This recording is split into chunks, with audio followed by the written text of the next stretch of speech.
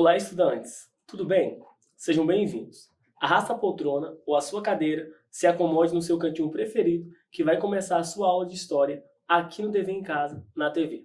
Eu sou o Gabriel Jesus, professor de História. Na aula de hoje, vamos conhecer o protagonismo das mulheres no mundo antigo. Que tal começar a aula registrando a sua presença?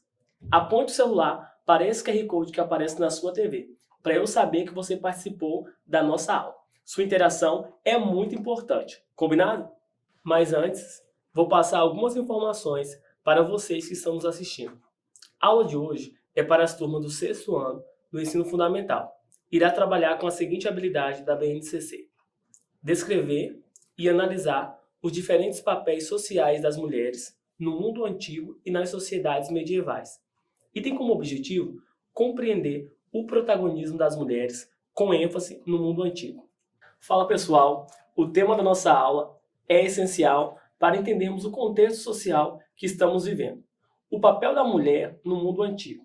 Será que as mulheres do mundo antigo limitavam-se apenas a um tipo de serviço, como por exemplo, o serviço diário ou cuidar da casa e dos filhos? Ou em algum momento as mulheres assumiram o protagonismo na história? E você, conhece uma mulher incrível que te inspira? Pode ser sua mãe, sua avó, sua tia, a sua professora ou um artista. Enfim, sabemos que no mundo contemporâneo as mulheres são protagonistas e inspiram muita gente. Aqui nós podemos ver essa imagem com essa reflexão que estamos fazendo aqui na introdução da nossa aula. Será que as mulheres do mundo antigo limitavam-se a apenas um tipo de serviço? A palavra protagonismo está no tema, na introdução, estará no decorrer da nossa aula. Mas você sabe o que a palavra protagonismo significa? Caso sua resposta seja não, vem comigo que vamos dar um Google. Protagonismo significa o processo de protagonizar, de ser o protagonista, o figurante principal de uma apresentação. Essa palavra deriva do grego protagoniste, onde prontos significa principal ou primeiro e agonistes significa lutador ou competidor. Ou seja, protagonizar é assumir o papel principal. Ao longo da história, em diferentes sociedades, é possível perceber a construção diferenciada daquilo que se entende por comportamentos masculinos e femininos. Percebemos na história que existe um foco na figura masculina, nos grandes heróis europeus ou elites, e o papel da mulher se torna invisível. Na aula de hoje, vamos entender que isso é uma construção que ao longo da história tem uma razão de ser. E o primeiro assunto que vamos discutir é as mulheres na Mesopotâmia e no Egito. Apesar das poucas informações que chegaram até os dias de hoje, pode-se afirmar que as mulheres tiveram um papel muito importante tanto nas sociedades do Crescente Fértil quanto no Egito Antigo. Na mitologia mesopotâmica, por exemplo, as deusas estavam em pé de igualdade com os deuses. Também, na Mesopotâmia, as mulheres, tal como os homens, não estavam submetidas aos seus parentes, e o seu consentimento da mãe era tão necessário quanto o do pai para ocorrer o matrimônio. As mulheres podiam exercer todo tipo de ofício e participar da vida pública. Então, aqui nós podemos ver nessas imagens mulheres se maquiando, mulheres dançando, e isso traz uma ideia de mais liberdade lá na cultura mesopotâmica. Algumas mulheres conseguiram alcançar certos status como regentes do reino em situações como, por exemplo, a ausência do rei, ou quando a sucessão passava a um filho menor de idade. O Código de Hammurabi garantia às mulheres diversos direitos, mas que foram se perdendo com o passar das épocas, tais como o direito de participar do comércio, comprar terras e escravos. Ainda segundo esse código, as mulheres podiam pegar empréstimos, testemunhar e representar outra pessoa judicialmente. O Código de Hammurabi foi o primeiro código de leis da história e vigorou na Mesopotâmia, quando Hammurabi governou o primeiro Império Babilônico entre 1792 e 1750 a.C. Esse código baseava na lei de Talião, que punia um criminoso de forma semelhante ao crime cometido, ou seja, olho por olho e dente por dente. Aqui nós podemos ver, né, essas principais informações com o código. É uma tábua aqui com os registros e essa imagem aqui é para contextualizar a nossa aula. Já no Egito, as mulheres podiam circular livremente e a educação era igual, tanto para elas quanto para os homens. Os egípcios reconheciam o direito da herança matrilinear, além do direito da mulher de conservar seus bens depois do matrimônio. A herança matrilinear era a herança que a mãe obtinha dos seus filhos. Na sociedade egípcia, as mulheres também podiam exercer os mais diversos ofícios, como o de trabalhar na indústria textil ou na agricultura. Então aqui nós podemos ver esse empoderamento, né, se podemos dizer esse termo aqui para essa época, mas podemos ver esse espaço que a mulher tinha na sociedade egípcia. Algumas mulheres conseguiram inclusive chegar ao nível mais alto de poder, ou seja, se tornaram faraós. Pelo menos 5 mulheres desempenharam esse cargo máximo na hierarquia do Antigo Egito, como podemos ver nessa imagem. Hatshepsut, Nefertari, Nefertiti e Cleópatra, figuras importantíssimas do Antigo Egito. Hatshepsut foi uma grande esposa real, regente e rainha faraó do Antigo Egito. Iniciou seu reinado quando assumiu como regente em favor do rei Tutmés III, que ainda era uma criança quando seu pai faleceu. Já Nefertiti significa a bela está chegando. Foi uma grande rainha na dinastia do Antigo Egito, sendo a responsável por liderar o maior império do século XIV a.C. Já Cleópatra, VIII, fugia totalmente à regra dos padrões estabelecidos de submissão, onde na política o destaque era somente masculino, conseguindo, segundo os documentos, com muita iniciativa e poder de decisão, chocar os homens e mulheres da época. Muitos homens tentaram deturpar a imagem de Cleópatra, colocando-a como muito bela e sedutora para desqualificar suas funções intelectuais. No período, uma mulher não podia ter tamanha capacidade de poder e artimanhas. Por isso, segundo os padrões da sociedade em que a mesma viveu, só se conseguia todo esse poder através da sedução. Não podemos deixar de ressaltar que Cleópatra foi a última governante do Egito Antigo, antes da sua incorporação como província do Império Romano.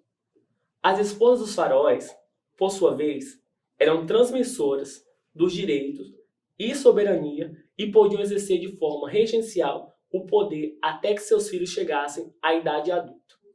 Mas não foi apenas na política que as mulheres se destacavam. Há relatos de 2 médicas que ficaram conhecidas no Antigo Egito.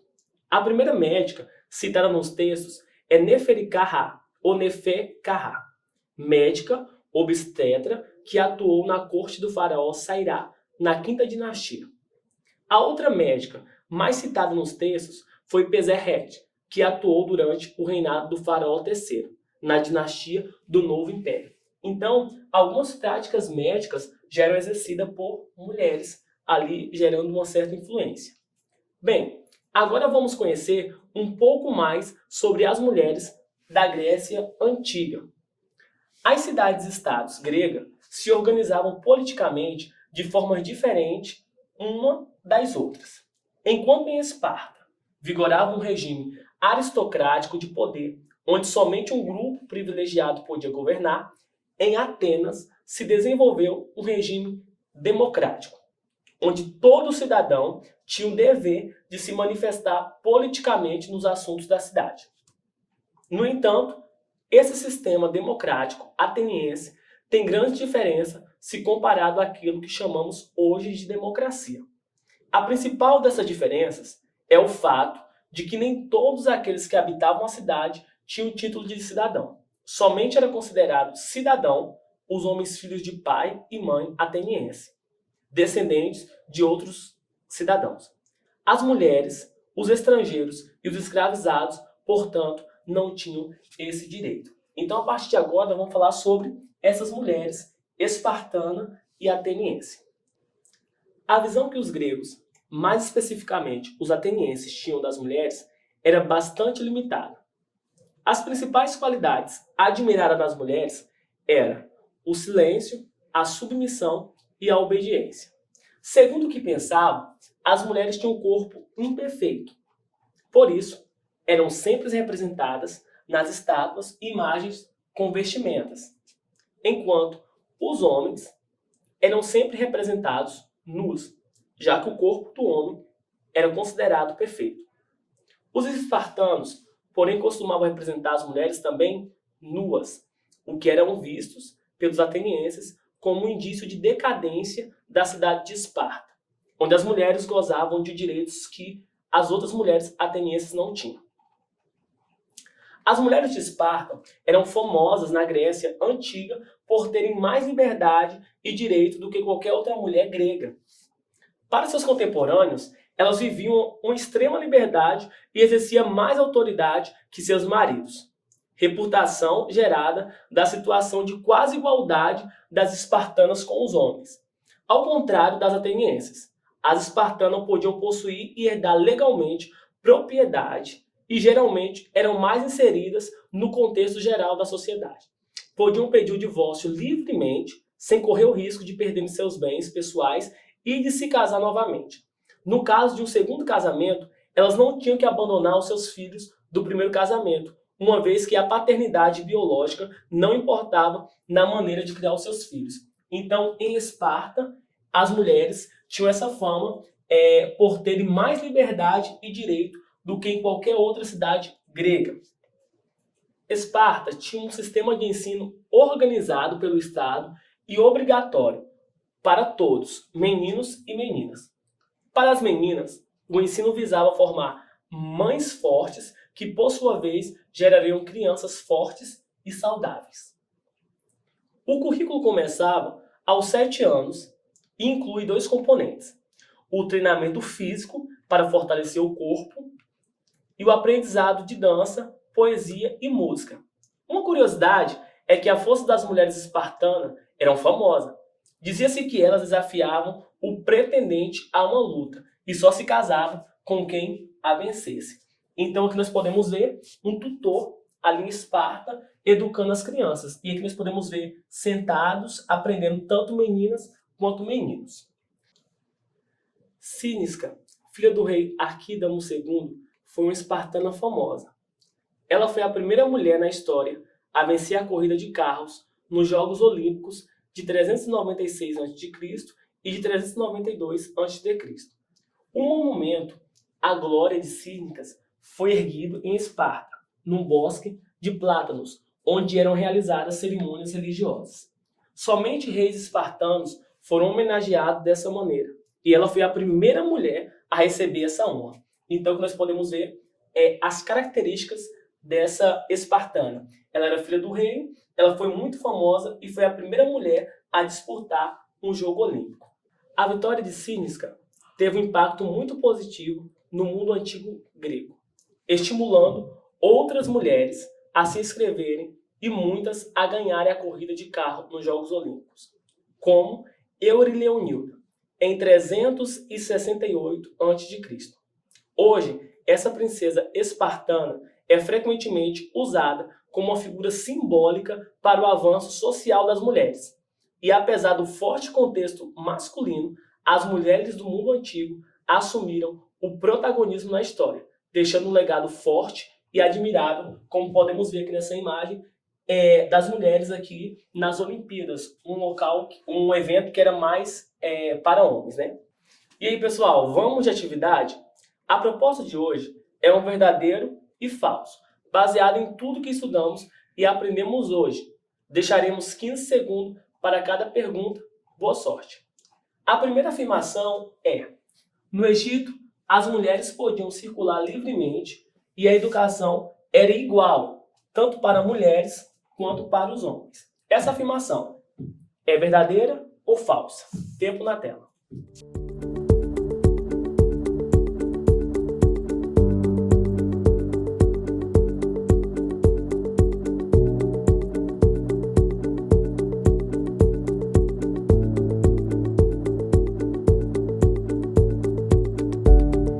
E aí, pessoal, voltamos para a correção para sabermos se é verdadeiro ou falso. Vamos lá? Essa é uma afirmação verdadeira. No Egito Antigo, as mulheres podiam circular livremente e a educação era igual, tanto para o homem quanto para a mulher, tá bom? Então, quem falou verdadeiro, acertou e parabéns. Vamos para a segunda afirmação.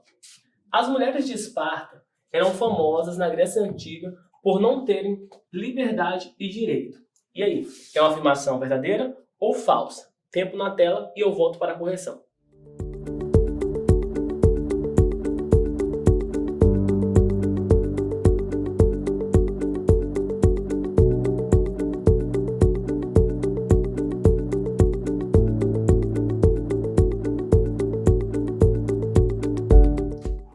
Bem, pessoal, a afirmação está incorreta. É falso. As mulheres de Esparta eram famosas na Grécia Antiga por terem mais liberdade e direitos do que qualquer outra cidade grega. E aí, acertou quantas questões? Gostaria de saber para vibrar junto com você. Estamos chegando ao fim de mais uma aula. Mas antes, não se esqueça de registrar a sua presença. A sua participação é muito importante. Vamos lembrar o que aprendemos hoje? Começamos falando do contexto social do mundo antigo. Entendemos o significado da palavra protagonismo. Falamos sobre o importante papel da mulher na Mesopotâmia, Egito e Grécia. Aprendemos a rotina de uma mulher de Atena e Esparta. Analisamos o papel social e econômico das mulheres que lideraram o Egito. Vimos as principais diferenças entre o contexto social das mulheres em Atena e Esparta. Espero que você tenha gostado. Agora é com você. Vou deixar aqui na tela o nosso WhatsApp, porque o Para Casa de hoje é um breve resumo, falando qual é a mulher que te inspira, pode ser uma mulher do mundo antigo ou da sociedade contemporânea. É bem simples. Aponte o celular para esse QR Code e envie sua atividade. Ou, se preferirem, pode anotar o nosso contato. 27 99661 0143. Espero que você tenha gostado da nossa aula. Siga as nossas redes sociais, Facebook e Instagram, @DV em Casa na TV. E acesse o nosso site, tvdvemcasa.com.br. Lá você confere toda a nossa programação, além das aulas exibidas aqui no nosso canal. Até o próximo encontro e lembre-se, mesmo distante, estamos juntos. Tchau!